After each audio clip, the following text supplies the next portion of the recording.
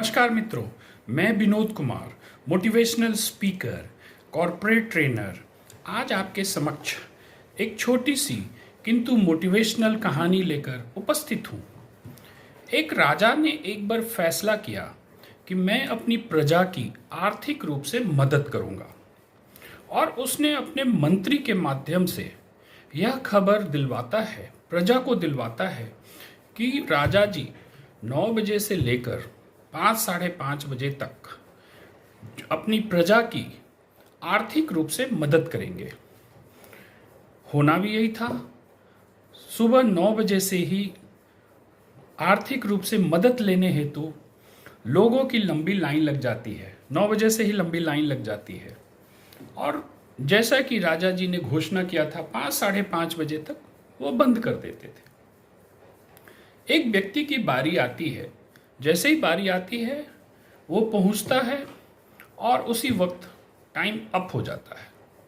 वो व्यक्ति फैसला करता है कि मैं कल सुबह 5 बजे ही लाइन में लग जाता हूँ ताकि मेरी बारी आए और मुझे राजा जी से आर्थिक मदद मिल सके।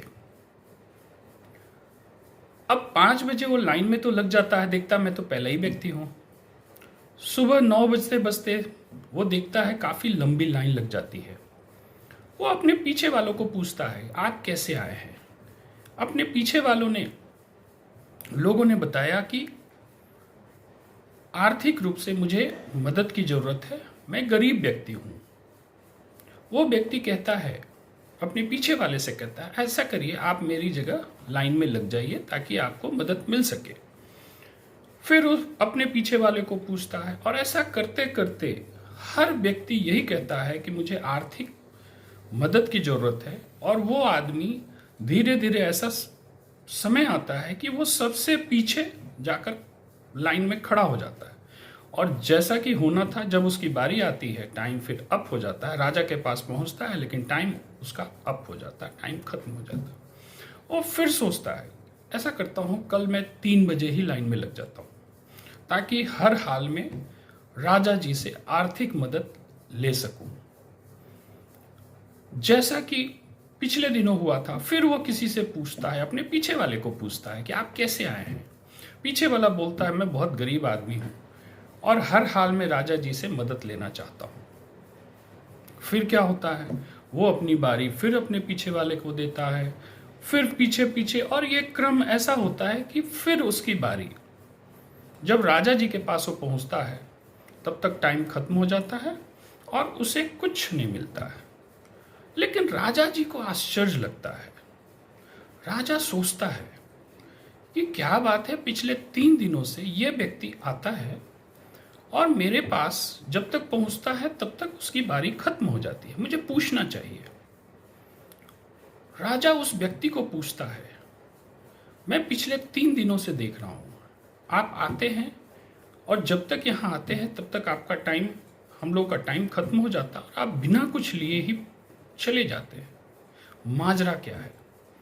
वो राजा को कहता है कि महाशय, राजा जी, आप जो काम कर रहे हैं, दान दक्षिणा के रूप में काम कर रहे हैं, हीरे चांदी सोने जवाहरात जो आप बांट रहे हैं, वैसा ही कुछ काम मैं भी कर रहा हूं। राजा आश्चर्य में पड़ गया कि ये व्यक्ति क्या कह रहा है, आखिर मेरी तरह ही वो क्या काम कर रहा है।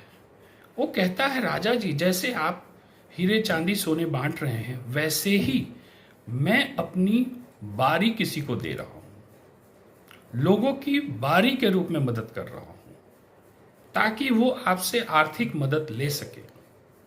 मित्रों, साथियों, समय जमाना सिर्फ आर्थिक मदद करने का नहीं है, आप लोगों की मदद किसी भी रूप में कर सकते हैं।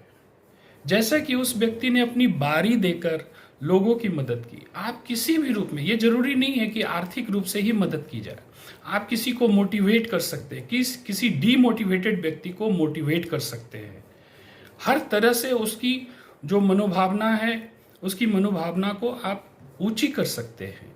कोई दीनहीन परेशान है, आप उसकी समस्या को अगर सुन भी लेते हैं, उसको कंसोल करते हैं, तो भी आपके आपके तरफ से एक बहुत बड़ी, जिसको बोलते हैं कि सहयोग कही जाएगी।